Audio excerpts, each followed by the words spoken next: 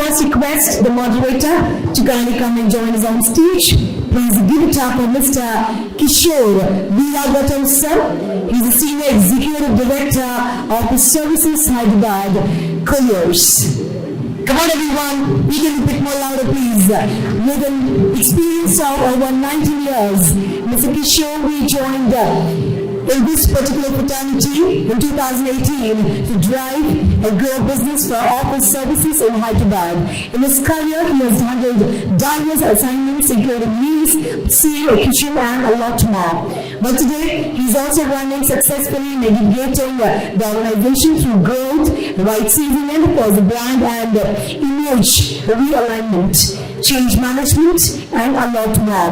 Well, aiding it to his clients through the challenges and mergers of all requires. And today we are very delighted to have you all here. Thank you so much, sir.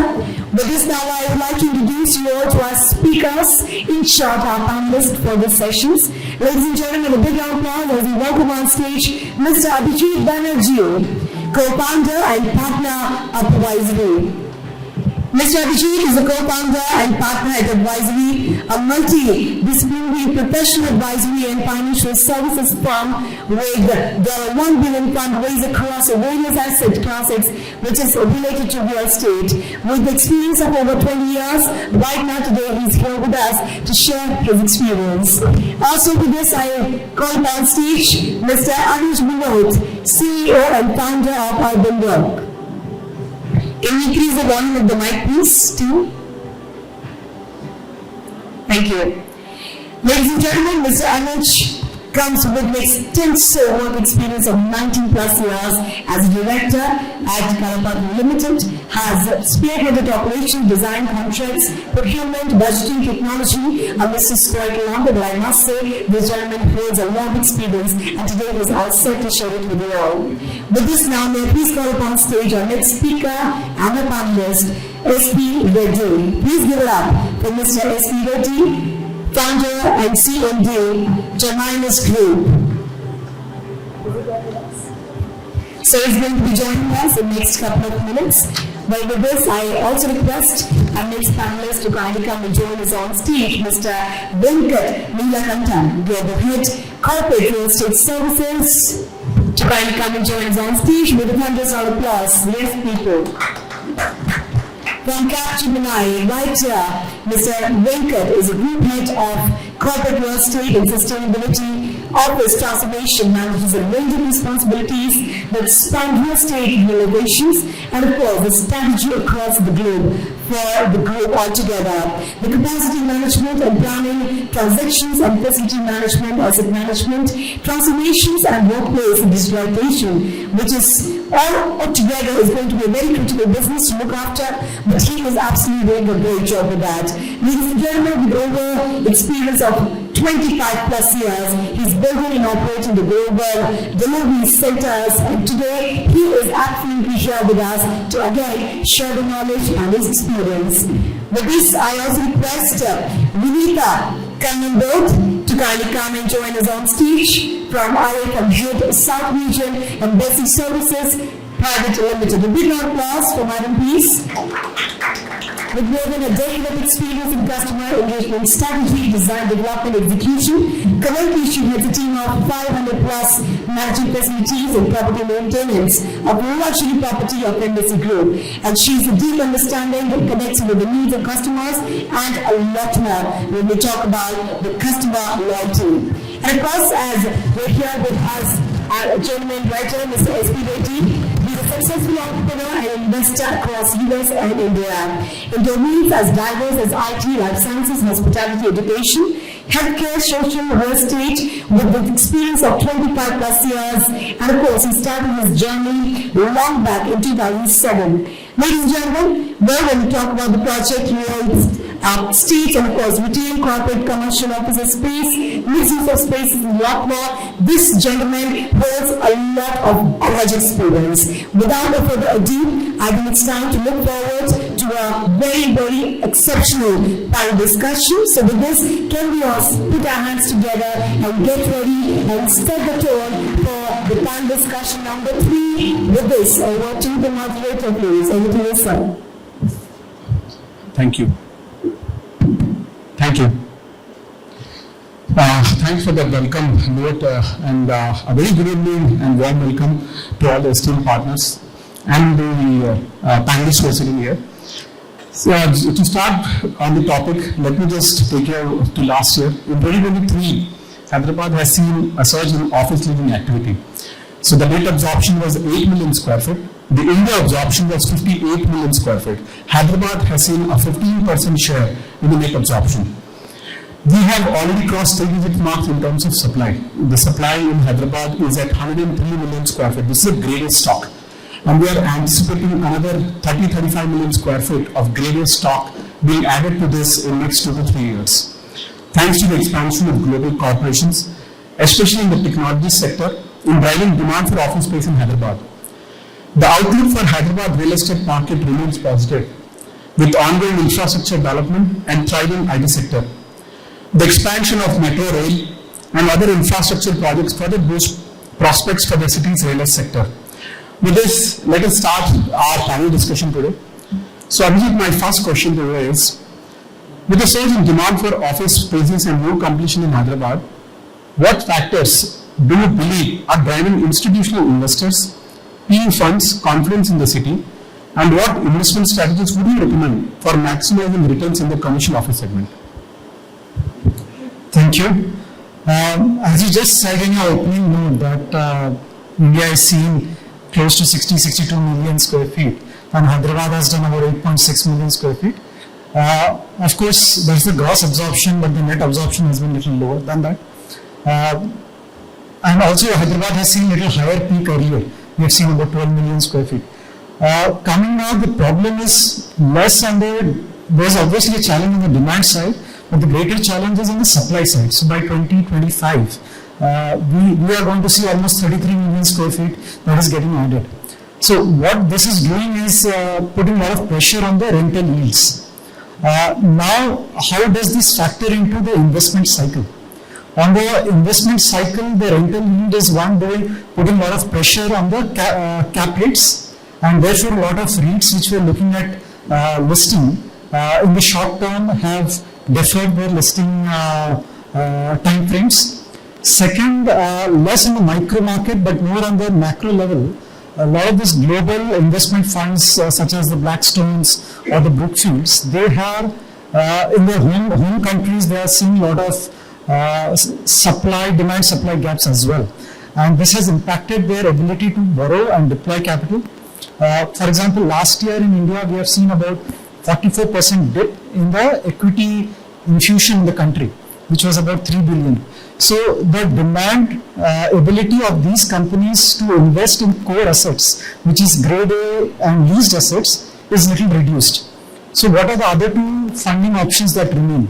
One is investment in the greenfield assets, but given that the leasing cycle is little weak, we see that investment in greenfield assets in the debt model is also going to be a little weak. So, but what is that the market should do going ahead? I think the forward purchase is one of the options we are going to see more of that happening. But in the short term, though, there is something, but I think this is also going to throw up a lot of opportunities because given that there is a rent mismatch, we are rent arbitrage Hyderabad versus Bangalore or Bombay. So Hyderabad is of course more attractive.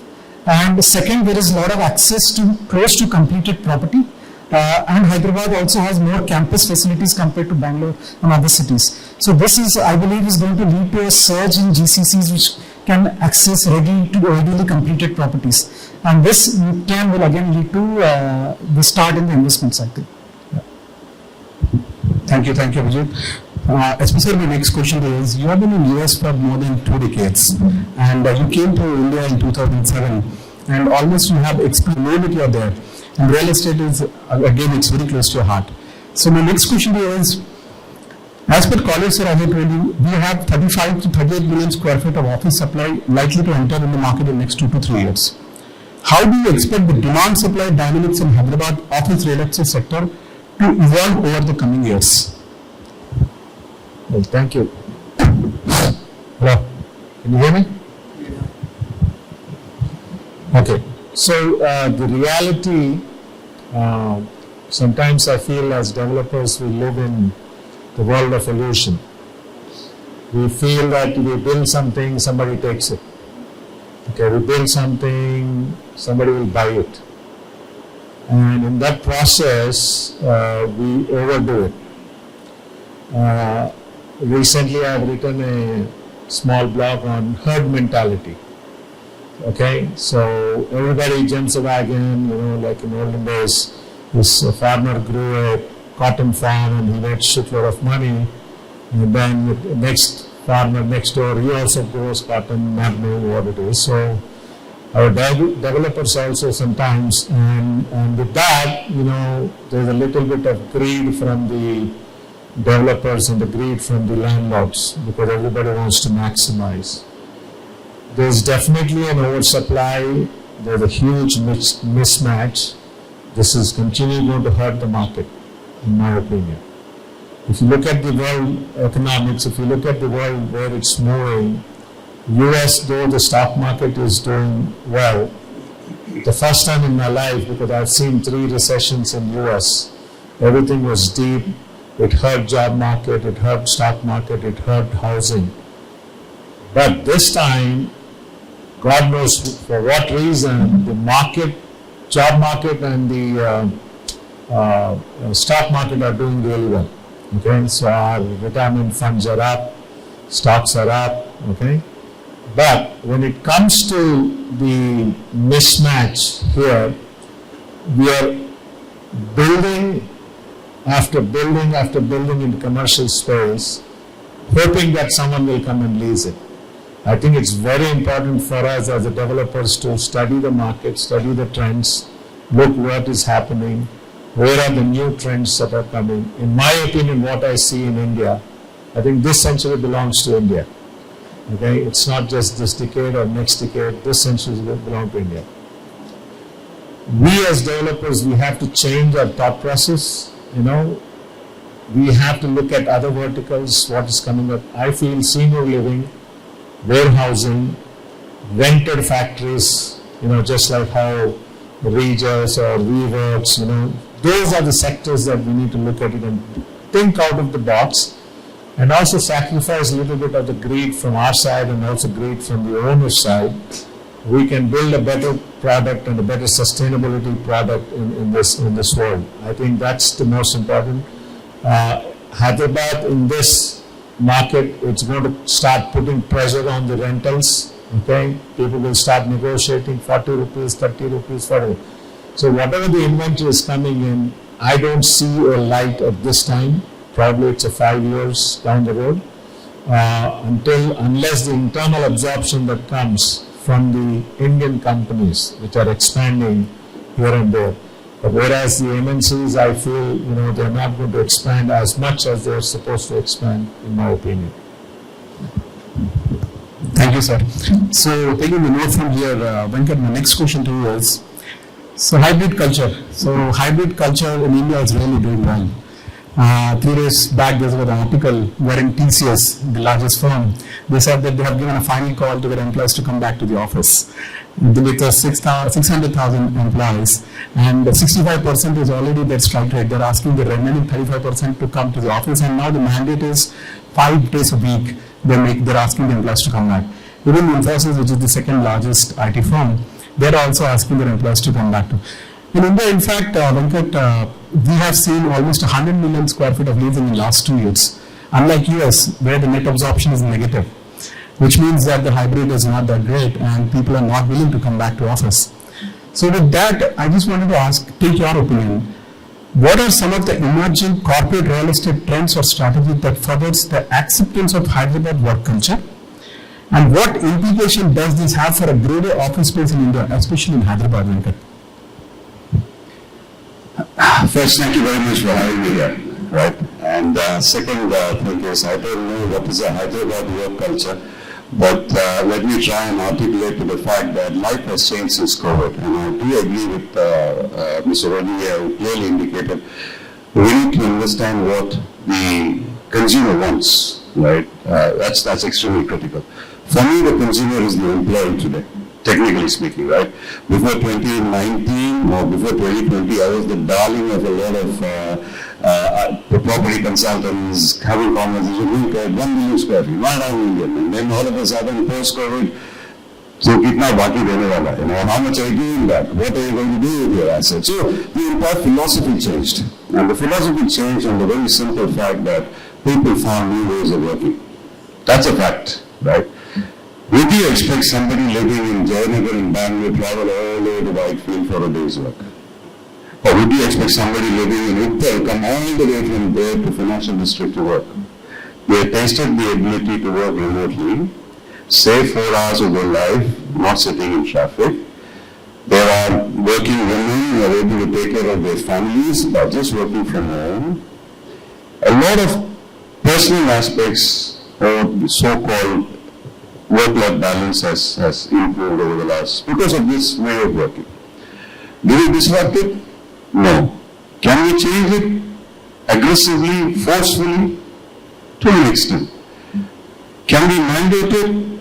I don't know. Will it work, the mandate? Really don't know. Because the one we are talking about has already tried 3 times. Right? We don't record it in the video, please. But they did. They haven't, this is the 4th attempt. But with that said, what I see is we have found a reasonable good balance, what we call hybrid. I'm coming from my firm's perspective. It is benefiting everyone, the company, the employee, the culture, the collective environment, and we are in a position to attract people to leverage the capacity that we hold today. We are using it well.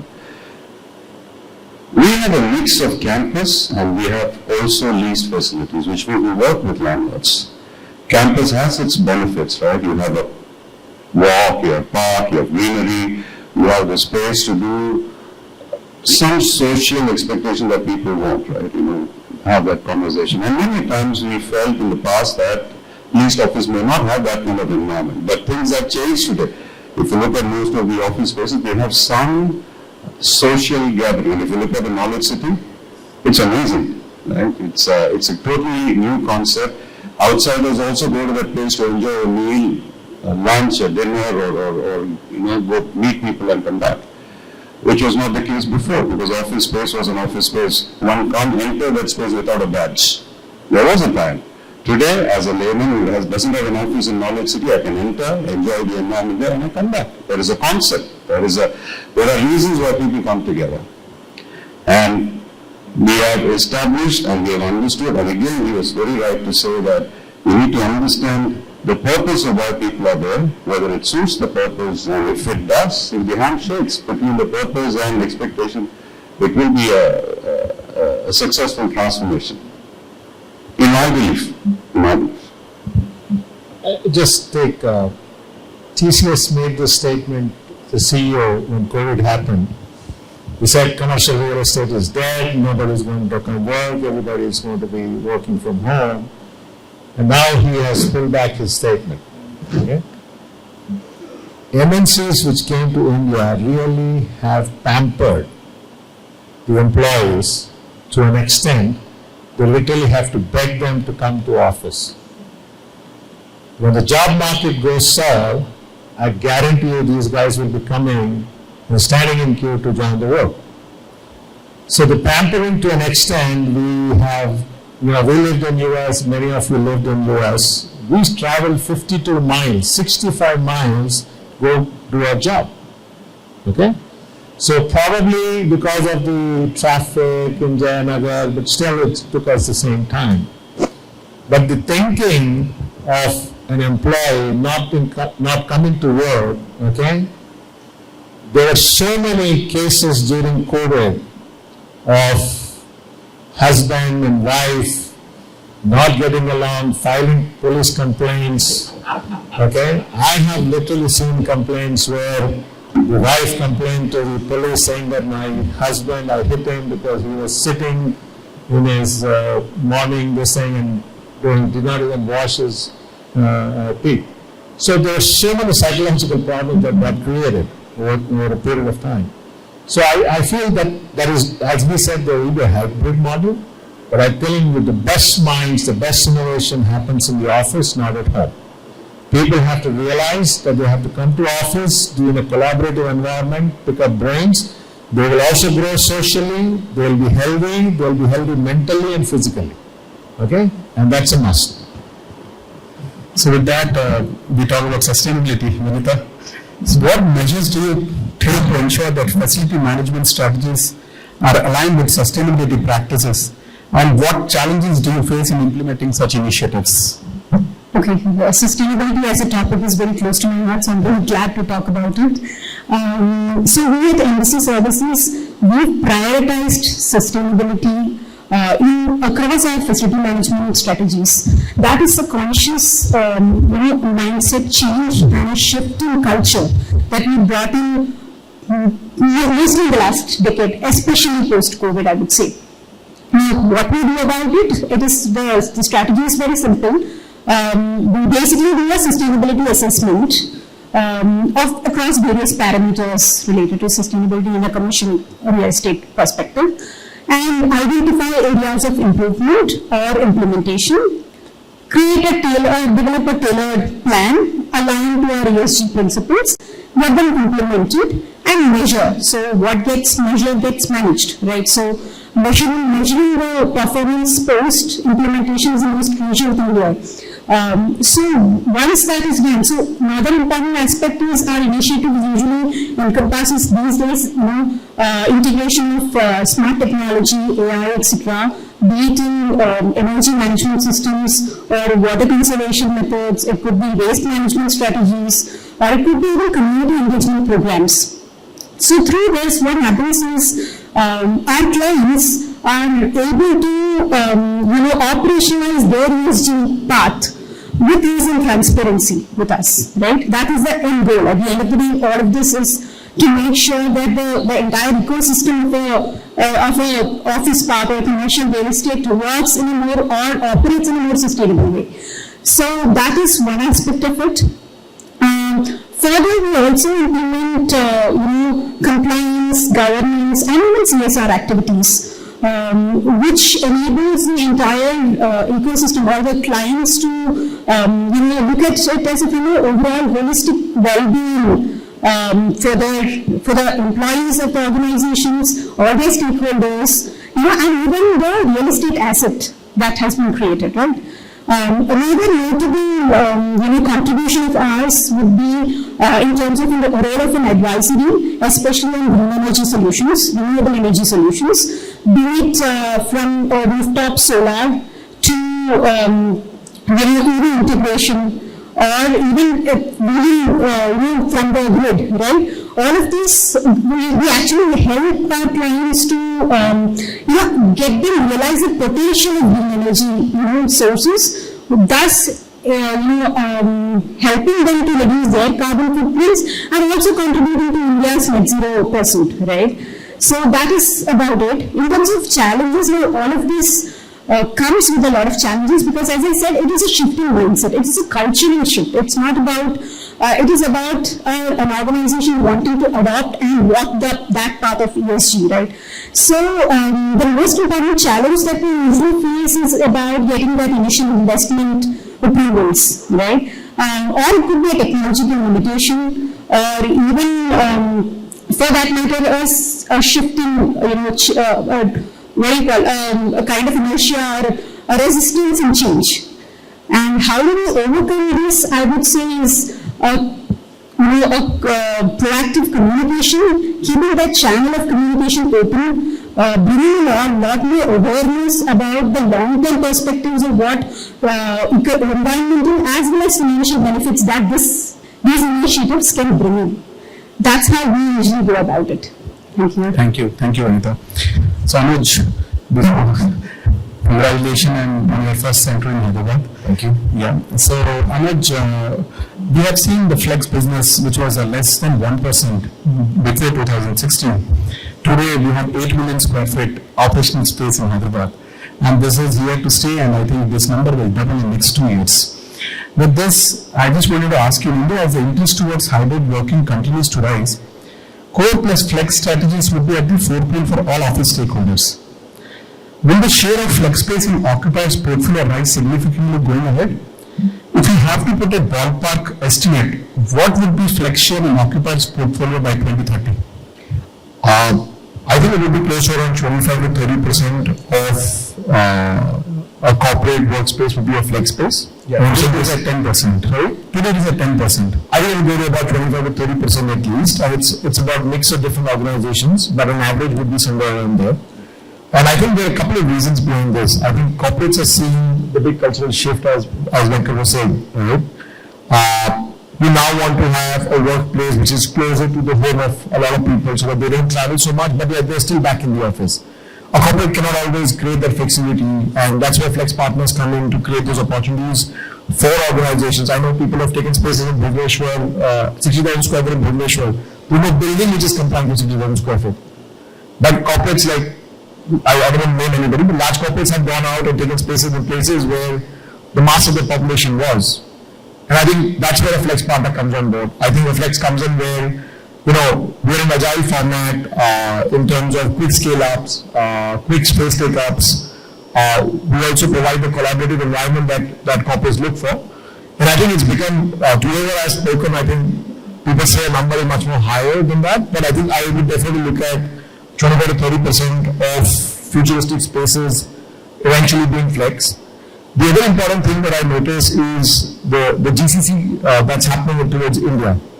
There's a lot of global practices moving into India for a lot of their activities. For them, the first few years, they definitely will look at flex. And with the Indian government doing extremely well today, and we look forward to a more sustainable years with the same government, I think I definitely feel that corporates will do well, organizations will do well, and as Sir said, that this is the century for India to grow and scale. I think with that, the commercial leasing side will go up, and I think flex has a large role to play. I think, to end it, I would just say that I think we predict that flex by 2030 should be close to around 100 million square feet, very large size for all of us. Venkat, what is your take on this? Do you think that well-established firms will look flex as the solution in their portfolio? The flex. Do you think that this established firm will take flex into their consideration in terms of space selections? Absolutely, because nobody wants to sit in the conventional office and get boxed into a wall. Everybody wants it open, everybody wants to talk to everyone, walk freely. Your health and safety norms have changed, right? You should be able to evacuate people quickly in case somebody is unwell. Everybody has to protect it. A lot of purpose and role of offices have changed. So people are not coming to just sit at a desk and keep typing for 8 hours. They come in for probably collaboration. Like you said, innovation happens when people come together. It cannot happen in silo. And I don't think there is any example where innovation happens in silo, unless Einstein worked at home. I mean, no proof of that. But the reality is, offices' purpose has changed, and whether the design suits that purpose is a question we tend to ask, and flex is the answer to that question. Thank you. And I think the very important point is the culture. Indeed. The culture itself has changed. Thanks. Abhijit, my next question again to you. What is your take on Hyderabad's long-term real estate investment potential? Are there any emerging sectors or business segments that you believe will drive significant demand for commercial space in Hyderabad in the coming years? So, as I mentioned, the short term is little challenging, but more than the long term, I think the medium term also looks good. Primarily not just because of the visible infrastructure or access to talent pool, but because of a couple of other things, such as Hyderabad has multiple demand drivers, which is IT, pharma, and also the upcoming industrial space. Second is, Hyderabad is a city which doesn't have too much baggage, unlike a Calcutta or a Bombay, where there's no access to land, and there is a lot of historical redevelopment that has to happen in Hyderabad. You have open space, you are rebuilding a city, you're not just rebuilding a project. You're building a city from the scratch. So Hyderabad has that inherent advantage. So in terms of asset classes, I think hospitality would be one sector that would do, sub-segment that would do really well. Hyderabad is coming up as a nice destination. The other day we were checking out, we had a guest and he was trying to check into Kohinoor and it was 75,000 rupees a night. Right. So that's exorbitant and unaffordable. Yes. So I think hospitality as a sector would do well. Second, also the alternative industrial space in terms of data parks, science parks, I think that segment would also pick up over time. Thanks, Abhijit. Especially, we spoke about AI. Vinitha was speaking about AI, and I know technology is very close to your heart, and technology is very vital in the real estate sector. So my next question to you is, how has the increasing popularity of AI in recent times contributed to technological advancements benefiting the real estate industry? I'm sure you guys are hearing about AI. So how many of you, raise hands, tell me AI is illusion or reality, or is it both? Huh? Yeah. It's a reality. It's not an illusion anymore. Is that what everybody is saying? Yes. He is wrong. Okay? AI is still an illusion and it's also reality. If you parse AI, has three components in AI. First is the inner layer is machine learning. Then you have deep learning. Then you have generative AI. I'm sure you guys are hearing this generative AI everywhere you go. The machine learning part is nothing but it's a probability and statistics. It parses the statistics data that you have and it says probably this candidate may win because of these factors.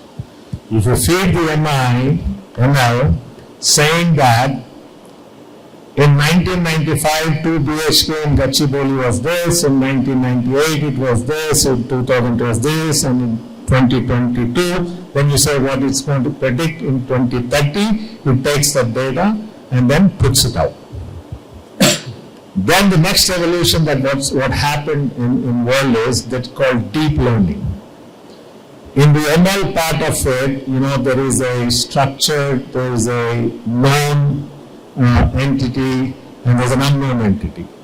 In the deep learning part, what happened is the system takes lot of data across many platforms, okay? It tries to understand, and deep learning involves neural networks. Anybody who is in tech world or lived in US, neural networks is a bunch of dots, 4 dots, then 15 dots, then 16 dots, then it comes 1 dot. So that's a result.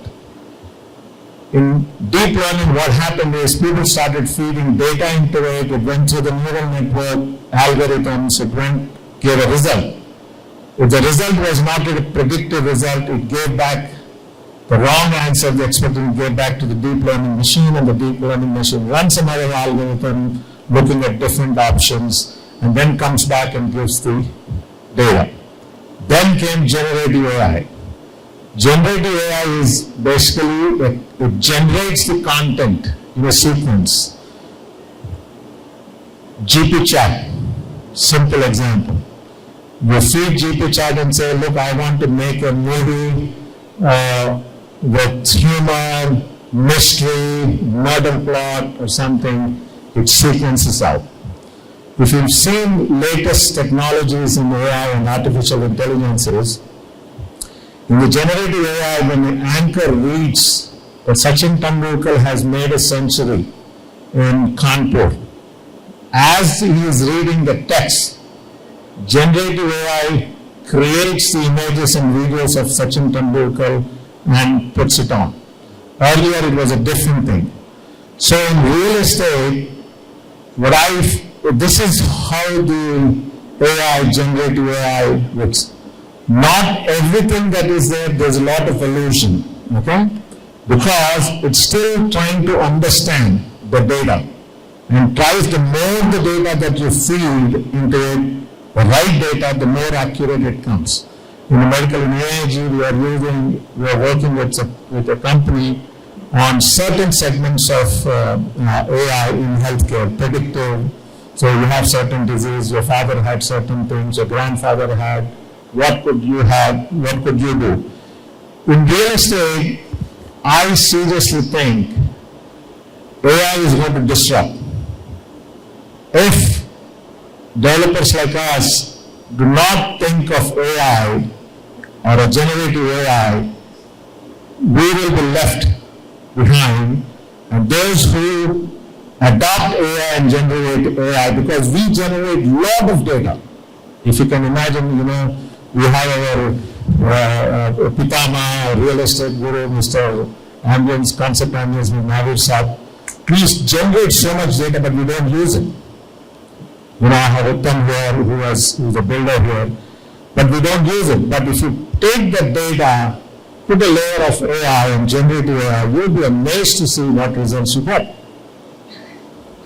So today, I experimented, I said, Mickey Mouse skiing in Alps. It created the image of Mickey Mouse, images with Alps. Now where does it get? It just does it on its own. It understands. Okay? Same thing I asked, okay, what is the cheapest shipping? So it's UPS, FedEx, then it suddenly said cheapest $10 UPS. When I say fastest, cheapest, then it gives me a different answer. Same thing in the customer service levels, in particularly in real estate, because we interact with a lot of customers and interface. This AI, if we don't implement as early as possible, I think we will disrupt our own companies.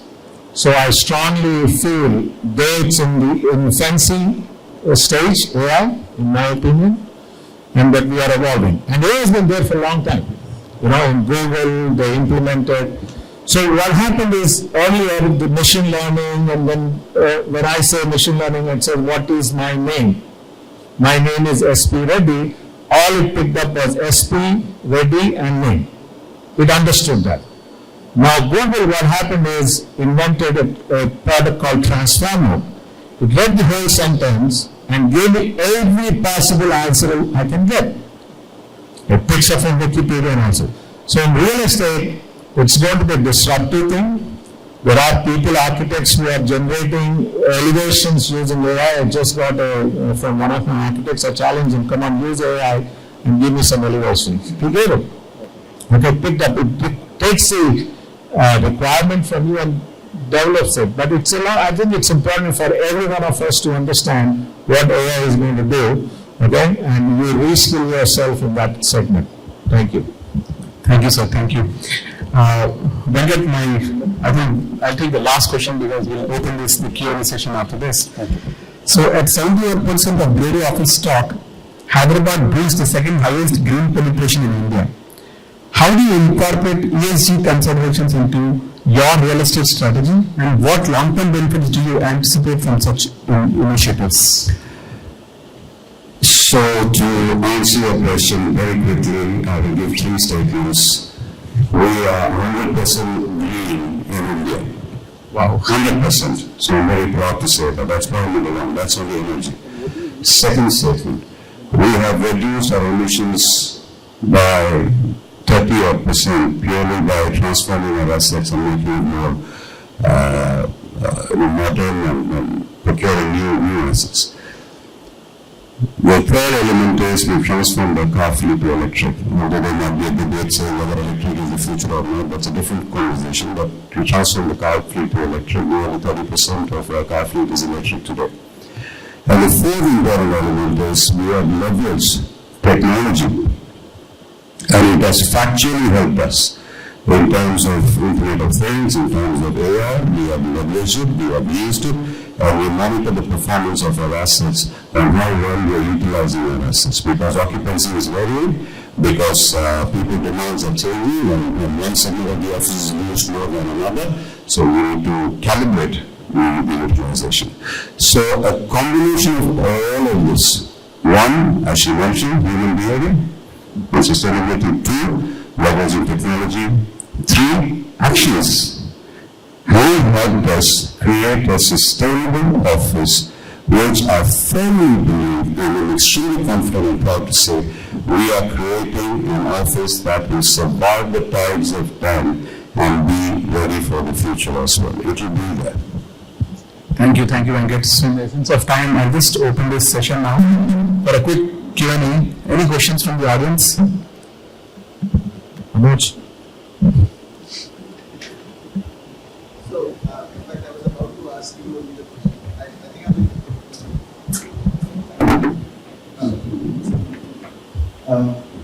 I wanted to, in fact, ask question to Kishore. Considering what's happening on the commercial office side, everybody keeps talking only commercial from that aspect. But if you see the opportunity on the commercial hospitality, warehousing, and some of those sectors, I personally see there's a lot of opportunity in that space. And I believe you are very active on the hospitality side. You recently bought over the Marriott also on the other side of the city. So what's your take in terms of what is the opportunity in these segments? See, in the hospitality, particularly in hospitality, Hyderabad still has a demand for hotels. Hyderabad can easily had about close to, in my opinion, about 400 rooms we can still add in the next 3-4 years. So we already signed up with W Hotels and branded residency. That's another one which is going to be a super hit in this country. So we're doing a hotel and a branded residencies together. On 13th this month, I'm signing up Westin and Westin branded residency in Trivandrum. So the hospitality sector is going to grow leaps and bounds. We did a study in terms of where the investment opportunity or what we need to do. One of the interesting things we found, I had one of the big fours do a research for me in strategy. All the temple towns and religious towns are going to boom in hospitality. Okay, if you build any hotels in any of these religion towns, so we are doing a hotel in Tirupati now. So Madurai, you go to any of these small temple towns, you will not believe we are actually put an expression of interest in UP, Ayodhya. Okay, UP Urban Development Housing there's an auction on 22nd. The floor price per acre is about 33 crores. Can you believe it? In UP. So suddenly in Rishikesh, a friend of mine is building a home. So if you look at the tourism resorts in temple towns, this sector is going to boom. It's going to boom leaps and bounces. In fact, last year when Modi met the Marriott CEO, he told Varanasi had more visitors than Goa. And this is going to be. Now, if you look at the other sector, life sciences is a huge opportunity in India. You look at Hyderabad, we are doing close to 10 million square foot there, Bombay, Bangalore, okay, and warehousing. A lot of landlords are scared if I build, nobody is going to buy it or nobody is going to get it or do a pre-lease, so we all look for safer side. But I think if you have some private equity guys backing you up, I think we should build lots in spaces like warehousing. There's a huge potential. Every private equity company, including BlackRock, Blackstone, is betting on India in real estate in 5 or 6 segments. In healthcare, hospitals, I was deeply involved in 3 big corporate hospitals in the city, which I exited comfortably. But hospitals is another thing. But again, hospitals, in Hyderabad, they've gone for most of the private equity guys were taken for a ride. So people are afraid to invest in hospitals. Okay? Hope I answered your question. Any more questions? Okay, I think all the gentlemen and ladies have made it pretty clear. Thank you very much. Can we have a thank you round of applause for our amazing fun discussion? And beside guest, Mr. Veeraghattam Reddy, sir, President of Hyderabad, to kindly come and join us on stage and present a token of gratitude and honor to all our panelists and our moderator.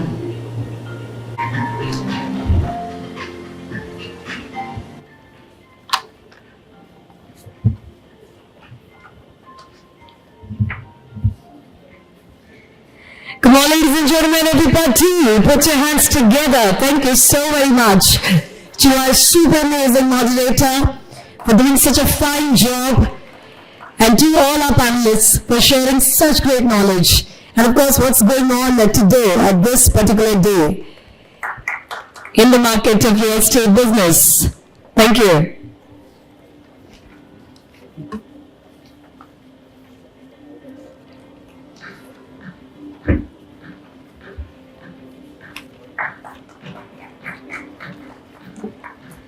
Thank you so very much, Thank you. All right, ladies and gentlemen, with this, of course, it is the time to move forward with our next panel discussion, number 4. And we now bring you the session